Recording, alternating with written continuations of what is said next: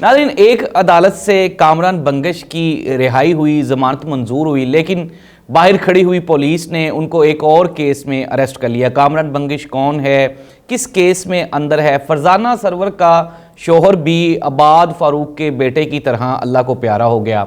Farzana server की आखिरी मुलाकात बिस्तर मर्ग पे करवाएगी। फरजाना सरवर कौन है, इसका भी जुर्म क्या है? नाज़रीन, हम किस तरफ जा रहे हैं, मुल्क कहाँ खड़ा होगा? क्या सियासी अदम इस्तेहकाम हमारे मुआशी इस्तेहकाम को वापस आने देगा या नहीं आएगा? इलेक्शंस कब होंगे? आने वाले दिनों में सियासी सूरत हाल क्या होगी? ये वो सवालात हैं जिसको आप, मैं, हम सब लोग जानना चाहते हैं। तो इस पे हम बात करेंगे आज के प्रोग्राम में। सबसे पहले प्रोग्राम का आगाज़ करें कामरान बंगश के बारे में। आपको मैं बताता चलूँ नाज़रीन, पाकिस्तान तहरीक इंसाफ का 1992 के बाद इमरान खान साहब ने वर्ल्ड कप से रिटायरमेंट, क्रिकेट से रिटायरमेंट ली और सियासी जमात बनाने का ऐलान किया। शौकत खानम स्टार्ट किया। उसके बाद फिर इमरान खान कोशिश करते रहे कि किसी न किसी तरह से सियासत में कोई ना कोई बेहतर जगह, कोई बेहतर पोजीशन हासिल की जाए।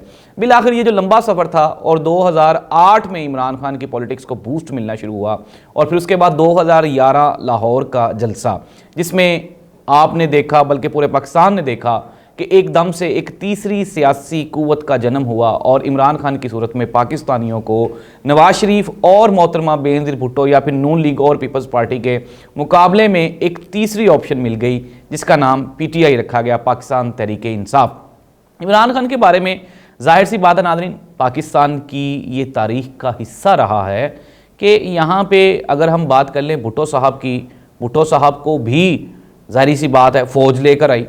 अगर फिर उसके बाद भुट्टो साहब की फांसी, फिर भुट्टो साहब के बाद मोहतरमा बेनज़ीर भुट्टो का आना, फिर उसके बाद ज़ियाउल हक साहब की तरफ से मियाँ मोहम्मद नवाज शरीफ साहब को लाना, तो फ़ौज ही मियाँ नवाज शरीफ साहब को लेकर आई। अब कहा जाता है कि इमरान खान को भी फ़ौज लेकर आई। तब के DGISI अहमद शुजा पाशा साहब, और इसके अलावा आसिफ गफूर साहब बड़े एक्टिव रहे, और भी कई नाम। फिर उसके बाद अगर ज़्यादा बात करें तो फैज़ हमीद साहब का नाम बार बार रिपीट किया जाता है, लिया जाता है कि इमरान खान को बूस्ट देने वाले, यहाँ तक पहुँचाने वाले वो हैं। नाज़रीन, ये एक लंबी बहस है जिस पे हम कुछ 70 साल से अटके हुए हैं, और इसी बहस का लुब्बे लुबाब ये है कि इस मुल्क में जितने पॉलिटिशियंस आए सबको फ़ौज लेकर आई। लेकिन नाज़रीन, अगर आप इसका मुर्दे इल्ज़ाम सिर्फ़ और सिर्फ इमरान खान को ठहराएंगे और सारे के सारे इल्ज़ामात आप PTI पे लगाएंगे, तो इट मीन्स दैट कि दाल में कुछ काला है। और फ़ौज के अलावा भी कुछ लोग हैं जो इस मुल्क में सियासी इस्तेहकाम नहीं चाहते। ये लोग कौन हैं, कहाँ कहाँ काम कर रहे हैं, इस पे भी हम लंबे प्रोग्राम्स कर चुके हैं। अब हम बात कर लेते हैं नाज़रीन 9 मई के वाक़या की। 9 मई का इंसिडेंट हुआ, सब ने इसको कंडेम किया, आज भी कर रहे हैं। इवन के इमरान खान, फिर उसके बाद हमारे सदर ममलिकत आरिफ अलवी साहब, ये भी तो PTI का हिस्सा थे, इन्होंने भी कंडेम किया। चौधरी परवेज़ इलाही ने भी कंडेम किया, शाह महमूद कुरैशी ने भी कहा, इवन के शेख रशीद साहब ने भी कहा। और 9 मई के सानहे को लेकर सारी की सारी कौम इस बात पे मुत्तफिक है कि ज़ाहिर सी बात है फ़ौज हमारा एक ताकतवर इदारा है, और इसके ख़िलाफ़ किसी किस्म की कोई बगावत, लड़ाई झगड़ा वो नहीं होना चाहिए। मुल्क के वसीतर मुफाद में यही है, और इस बात को हर बंदे ने एक्सेप्ट भी कर लिया। लेकिन नाज़रीन, 9 मई को बेस बना के पाकिस्तान तहरीक इंसाफ के ख़िलाफ़ जो प्रोपेगेंडा किया गया, उसमें फ़ौज इन्वॉल्व नहीं है। ये पिछले प्रोग्राम में भी मैं बता चुका हूँ कि मियाँ मोहम्मद नवाज शरीफ साहब ये इस्टेब्लिशमेंट के साथ, इस्टेब्लिशमेंट के उन लोगों के साथ जो मुल्क की सारी सियासी हिस्ट्री लिख रहे हैं, उनके साथ मिलके ये पूरे के पूरे स्ट्रक्चर को ख़राब करने की कोशिश की जा रही है। अबसार आलम साहब ने एक प्रोग्राम में गुफ्तगू करते हुए कहा कि जी, उन्होंने आसिफ गफूर साहब का नाम लिया, आसिफ मुनीर का नाम लिया, जनरल बाजवा साहब का नाम लिया, फैज़ हमीद साहब का नाम लिया, और कहा कि इमरान खान साहब को लाने वाले ये हैं और मुल्क का बेड़ा गर्क करने वाले ये हैं। लेकिन शायद अबसार आलम साहब भूल गए कि वो शख्स जिसने इन्हें चेयरमैन पैमरा बनाया, यानी कि मियाँ मोहम्मद नवाज शरीफ साहब, उनको लाने वाले भी तो यही थे ना भाई। आप ज़ियाउल हक साहब का नाम क्यों नहीं लेते? अगर इस पे हम एक डिटेल प्रोग्राम करेंगे इंशाल्लाह, और मैं बताऊंगा आपको कि नवाज शरीफ साहब कहाँ से आए, कौन लेकर आया, और किस तरह से वो सारा सिलसिला चला। लेकिन हम बात कर रहे हैं PTI पे। कामरान बंगश एक नौजवान है नाज़रीन। पाकिस्तान तहरीक इंसाफ के जो मोस्टली स्टेक होल्डर्स हैं, अगर हम फ़ारूक हबीब की बात करें, उस्मान डार की बात करें, इसके अलावा अगर हम सदाकत अली अब्बासी की बात करें, या फिर कामरान बंगश, मुराद सईद, ये वो नौजवान लोग हैं जो ग्रॉस रूट लेवल से उन्होंने मेहनत की और पॉलिटिक्स में अपना एक मुकाम बनाया। लेकिन फिर बदकिस्मती से सानेहा 9 मई को बेस बनाकर अब इन तमाम लोगों के खिलाफ जो बदले की कार्रवाइयाँ हैं वो जारी और सारी हैं। पाकिस्तान तहरीक इंसाफ सबके सामने है कि जिस तरह से पाकिस्तान की सबसे मकबूल अवामी सियासी जमात यानी कि PTI को दीवार से लगाने की कोशिश की जा रही है, ये किसी के हक में भी नहीं है। ये मुराद सईद साहब को पनाह देने और सानेहा 9 मई का केस था। कामरान बंगश साहब की पेशावर हाई कोर्ट से इंसदाद दहशतगर्दी अदालत से उनकी बेल हुई, लेकिन उन्हें एक और नाम नेहाद केस में DI खान यानी कि डेरा इस्माइल खान पुलिस ने उनको अरेस्ट कर लिया। यही हो रहा है नादरीन, आपके सामने है कि PTI वाले एक केस में बेल करवाते हैं तो 2 केसेस के लिए पुलिस उनको अरेस्ट करने के लिए वो बाहर खड़ी होती है और उनको अरेस्ट कर लेती है। अगर हम ये तो कामरान बंगश साहब की बात हो गई, इसके अलावा भी एक लंबी लिस्ट है मुतासरीन की जो कि आजकल जेलों में बंद हैं और समझ नहीं आती कि उनको सज़ा किस चीज़ की दी रही है। अब हमने पीछे देखा था अब्बाद फ़ारूक के बारे में, उसका बेटा था बेचारा मासूम अम्मार फ़ारूक, वो अपने बाप को आवाज़ें देता देता कब्र में उतर गया, लेकिन उसके बाप को उस तक एक्सेस नहीं दी गई और फिर बिल आखिर मुलाकात करवाई गई जब उसका बेटा अपनी आखिरी सांसें ले रहा था।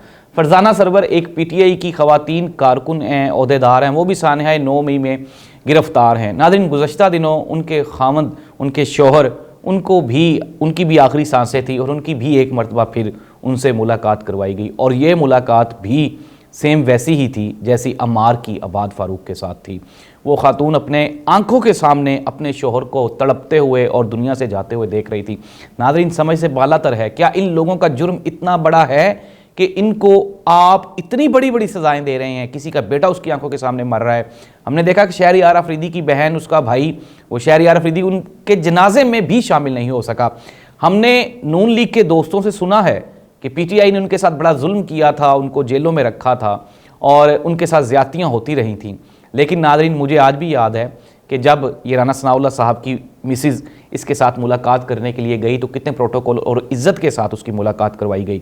और फिर उसके बाद हमने देखा कि जब अदालतों ने इनको छोड़ दिया तो किसी ने इनको अरेस्ट नहीं किया। नादरीन, ये दोहरा मयार है हमारी अदालतों का, हमारी ताकतवर उन हलकों का जो ये सब कुछ कंट्रोल कर रही हैं। इस तरह से मुल्क के हालात बेहतर नहीं होंगे, इस तरह से इंतशार फैलेगा, लोगों के अंदर कोई और चीज़ जन्म लेना शुरू हो जाएगी जो कि हमारे फ्यूचर के लिए, हमारे मुस्तकबिल के लिए बेहतर नहीं है। हम लोग बहैसियत पढ़े लिखे, समझ रखने वाले, अक्ल और शऊर रखने वाले पाकिस्तानी इस चीज़ को लेकर परेशान हैं। हम लोग सारी सारी रात बैठ के सोचते हैं कि मुल्क क्यों नहीं बेहतर हो रहा, हालात कहाँ ख़राब हैं। हमारा हमसाया मुल्क भारत, जिसे हम ताने देते थे कि वहाँ पे एक्सट्रीमिज़म है और वहाँ पे और पता नहीं क्या क्या चीज़ें हैं, लेकिन वो इकॉनमी में हमसे कितना आगे चला गया हम अंदाज़ा भी नहीं लगा सकते। पाकिस्तान कहाँ खड़ा है, पाकिस्तान के मसाइल की वजह क्या है, ये सब लोग जान गए हैं, इसका हल भी सब लोग जानते हैं। लेकिन मसला ये है कि ताकतवर कमज़ोर के सामने सरेंडर करने को तैयार नहीं। जो ताकत में आ जाता है वो भूल जाता है कि कभी वो भी कमज़ोर था और फिर दोबारा वो भी कमज़ोर होने वाला है। और अगर हमें इसी चीज़ की समझ आ गई तो मेरा ख्याल है कि हमारे 99% इश्यूज़, प्रॉब्लम्स ये सॉर्ट आउट हो जाएंगे, सॉल्व हो जाएंगे। Nadreen, election commission of Pakistan की जानिब से अभी तक भी कोई हतमी तारीख का ऐलान ना करना, ये भी एक तरह की बेईमानी है, 2 नंबरी है। इलेक्शन जब 90 दिन में है आइन और कानून में, तो आप, मैं, हम कौन होते हैं? अगर मुख्तलिफ लोगों के लिए कानून की मुख्तलिफ सूरतें होंगी तो फिर मामला ऐसे नहीं चलेंगे। मियाँ मोहम्मद नवाज साहब जो कि कन्विक्टेड मुजरम हैं, अदालतें उनको रिलीफ दे रही हैं, लोग देख रहे हैं। जबकि chairman Pakistan Tehreek Insaf Imran Khan, high court ने उनका तोशाखाना केस वैसे ही ख़त्म कर दिया है। एक साइफर का केस है, उस पर एक लंबी डिबेट हुई है और हो रही है कि उसमें इमरान खान की क्या पोजीशन है। इमरान खान भाग तो नहीं रहा मुल्क से, क्या ज़मानत मिल जाना उसका हक नहीं है? क्या वो पाकिस्तानी शहरी नहीं है? जी हाँ, बिल्कुल है। लेकिन नाज़रीन, अफसोस के साथ ये कहना पड़ रहा है कि सिस्टम सारे का सारा करप्ट और करप्शन करने वाले लोगों के सामने घुटने टेक के खड़ा हुआ है और हम सब लोग बेबसी के साथ इस झुके हुए सिस्टम को देख रहे हैं। अल्लाह ताला कोई ऐसा मौजज़ा करे कि हमारे मुल्क में कोई बेहतरी आ सके। अल्लाह हाफ़िज़।